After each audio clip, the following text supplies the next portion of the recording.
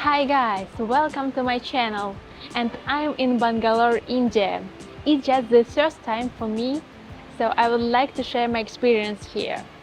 I'm going to talk about sites which I visited, the hotel I lived in, and some other information which would be useful for tourists. I created a separate video about my flight from Zurich to Bangalore, and you can follow the link just above or in the description to watch it later. Here is the local currency called rupees, but I'm going to name prices in dollars for easy understanding and write down prices in rupees for reference. First, before going to any country, you need to check visa requirements. And it turned out that citizens from 156 countries can get an Indian e-visa. What does it mean? It means that you don't need to go to the embassy and can apply for a visa just online. It's so convenient and fast. So I'm really glad that India pays attention to technology development and simplifying bureaucracy. The application processing fee was $40 for me. I applied for a tourist e-visa, and I received a visa for 1 year with allowance of multiple entries, where continuous stay during each visit shouldn't exceed 90 days. So pretty much the same as for the Schengen visa. To apply for a tourist visa, you should specify which city you are going to fly to or arrive at as a first entry, and the hotel you are going to stay. And also you need to enter some other personal information, but roughly the same as for other visas. At the airport of your first entry, you will get the stamp with visa in your passport.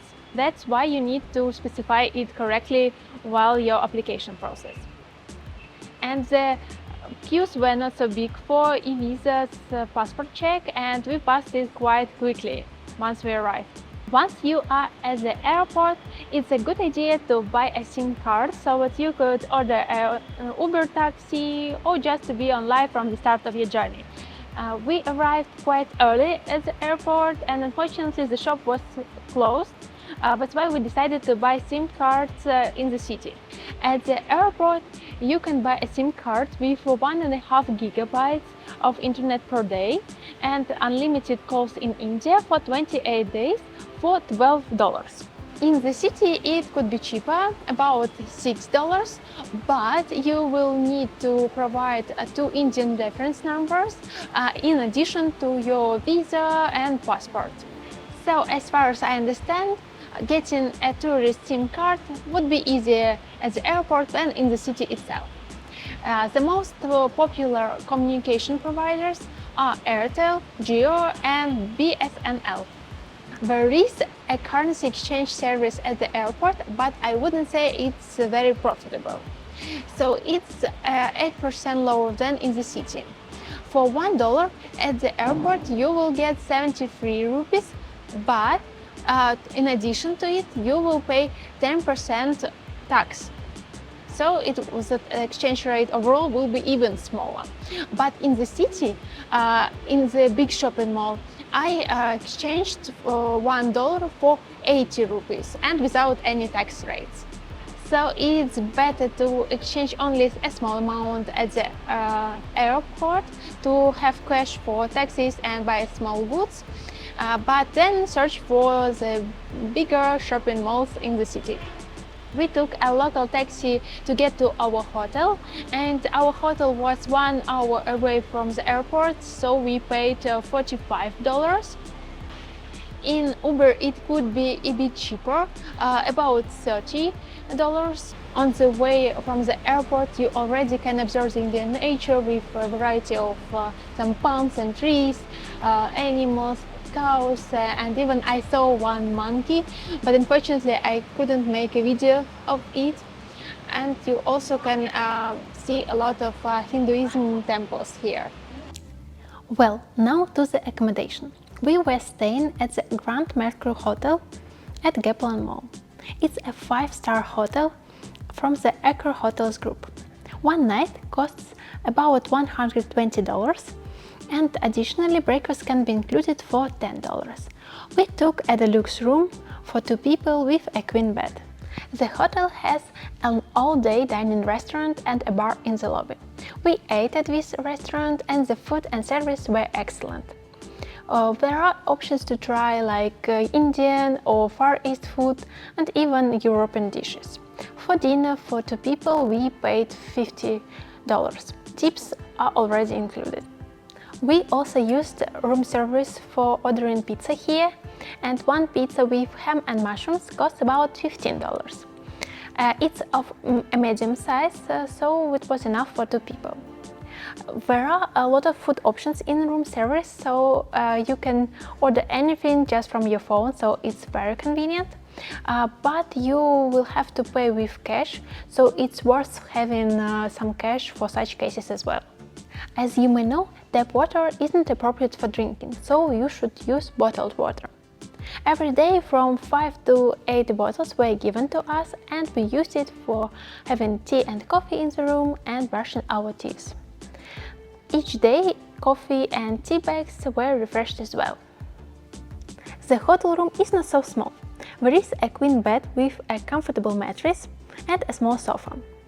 We had TV and radio, but most of the TV channels were not for free. There is a work table, so it was convenient to study or work even from the hotel room. And we had a nice view of the city and a business center in particular. The bathroom contains a walk-in shower, not a bath, and the hotel provides shampoos, conditioner, shower gels, as well as dental and shaving kits. Towels are changed every day once the room is cleaned up. The hotel facilities include a swimming pool, a fitness center and a library lounge, where I am now. The library lounge is a spacious room with cozy sofas and chairs, so you can enjoy reading a book here or studying or even working. So there are a lot of books from modern to classic literature, and they're almost all in English, so it would be easy to find something interesting to read here. I like doing sports even while I'm on a journey, so I used the fitness center a lot. It has everything needed for cardio and power training. Air conditioner works perfectly, towels and water were provided. The swimming pool is outdoors in the backyard. It has 2 separate parts, one for children with the depth 0.9 meters and for adults with the depth 1.5 meters. The open hours are from 7 a.m. till 7 p.m.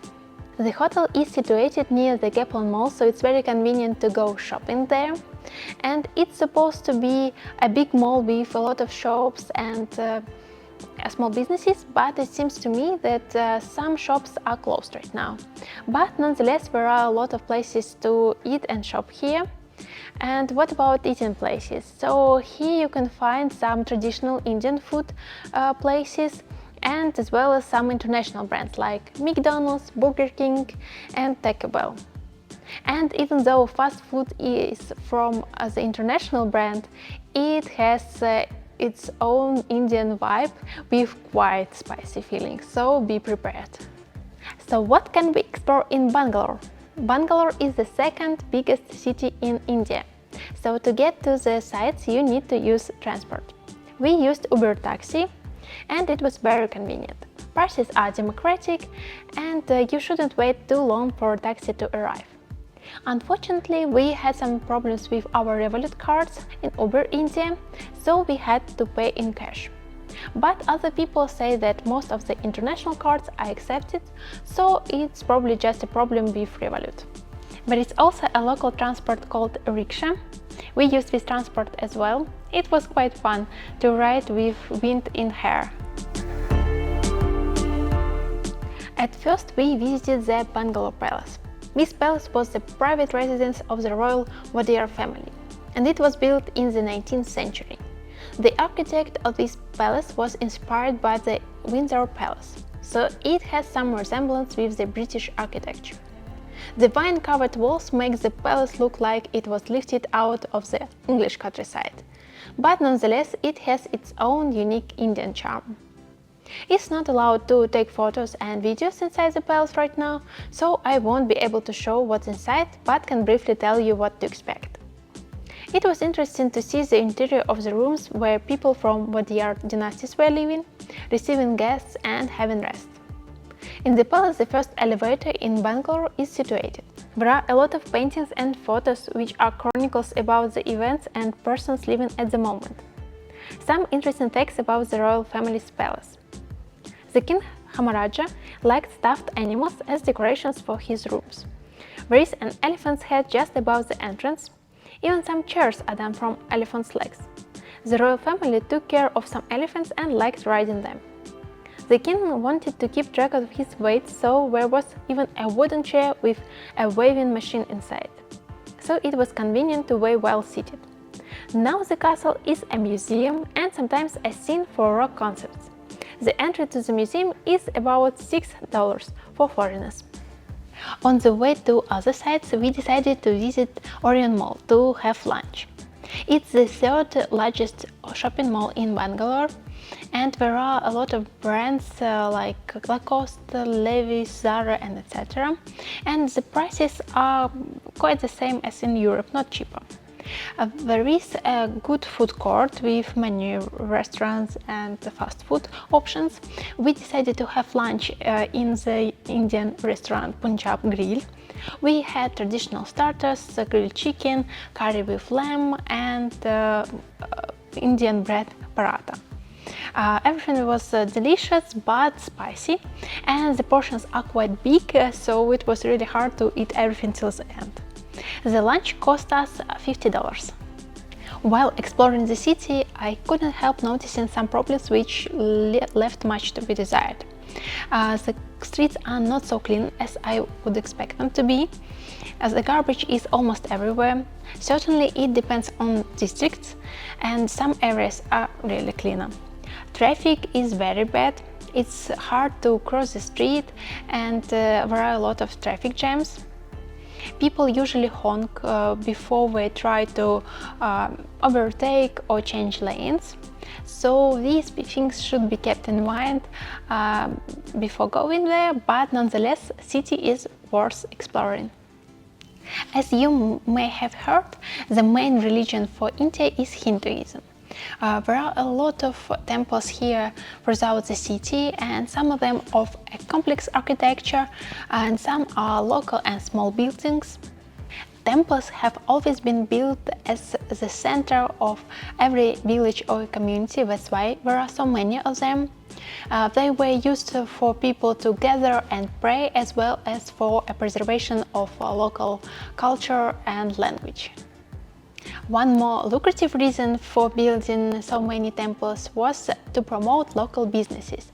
As far as when people visit the temple, they can explore local businesses here as well.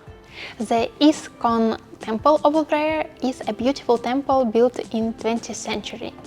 The ISKCON is an acronym for the International Society for Krishna Consciousness, and this organization was founded with the objective of promoting and encouraging Bhakti Yoga. There are a lot of temples which were built by this organization throughout the whole India. Samshvara temple is one of the oldest temples in Bangalore, which dates back to the Chola period. Unfortunately, I don't have a lot of video material about temples, because photo and video inside the temples is prohibited now. The Shiva temple was built in the 20th century as well, and year after year it transformed into a destination of faiths for millions of devotees from not only India but also from around the world. And the main attraction here is 65 feet tall statue of Shiva. According to Hinduism, Shiva is the supreme lord who creates, protects and transforms the universe. Vidhana Soudha is the seat of state legislature of Karnataka. This building was constructed in a style described as Neo-Dravidian. The construction was completed in 1956. By the way, Vidhana Soudha is the biggest legislature building in India. The two houses of legislature of the princely state of Mysore were established in the 19th century. and sessions of which took place in Mysore. But after getting independence from Britain, the capital of the state was moved to Bangalore. That's why these both houses started working in Atara Kacheri, the High Court of Mysore. But after some time we understood that they need more space and decided to build a new government building, which was constructed in 1956. The phrase "government work is God's work" is engraved in the entablature above the entrance. After some time they wanted to change it for the phrase "with God all things are possible," but they didn't come to an agreement about this change. As I've already mentioned, the High Court of Karnataka, Atara Kacheri, was the home of legislative houses for some time, but the main purpose of this building is the High Court. Cubbon Park is the lungs of Bangalore. It has a rich recorded history of abundant flora and fauna plantations, coupled with interesting buildings and statues of famous personages like Queen Victoria, King Edward VIII, Hamarangera Vadiyar, who financed the creation of this park, and Sir Mark Cubbon, a commissioner who this park was named for. The main building here is the High Court. Another impressive structure is Lyre Hall, which houses the Central Library and a rose garden as a frontage. It's undisputably the biggest library in the state of Karnataka, and it has the world's most extensive collection of braille books. There are not only these buildings in the park, but also an art gallery, an archaeological museum, a tennis pavilion, and some other buildings as well. We had one more place to visit, and it's Tipu Sultan's summer palace. It turned out that we can buy tickets only online. There is no cashier at the entrance. So fortunately we had the internet and we were able to buy tickets.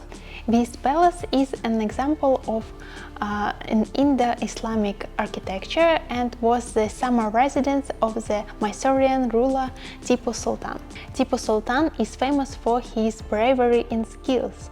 He had strongly resisted the conquest of the British East India Company. Tipu ruled the Kingdom of Mysore and introduced a number of administrative innovations during his rule. The structure of the building is entirely from teak, and it stands adorned with pillars, arches and balconies. In this palace, Tipu Sultan had a grand throne covered with gold sheets and precious emeralds, but he vowed that he would use it only when he defeated the British army completely. But it didn't happen. And the British dismantled this throne after his death and auctioned its part, because it would be very expensive to buy for a single person. We decided to visit the Ubi City as well. Ubi City is a luxurious business district in Bangalore. It has 4 towers, and in one tower there is the most luxurious shopping mall in the city. Here you can find a lot of brands, and especially from the luxury segment. And Ubi City houses many corporations under one roof. But here you can find not only shops, but also a lot of restaurants, spa, health clubs, and a lot of things to do. Certainly, this area differs a lot from the rest of the city and impresses with luxury and urban chic. Now my adventures in India are finished and I'm going back home. Guys, it would be interesting to hear from you. What are your impressions about India, and what are your must-see places in Bangalore or the whole India? Leave your comments below, I will read them with pleasure. Thank you for watching this video. Please don't forget to subscribe and click the button like.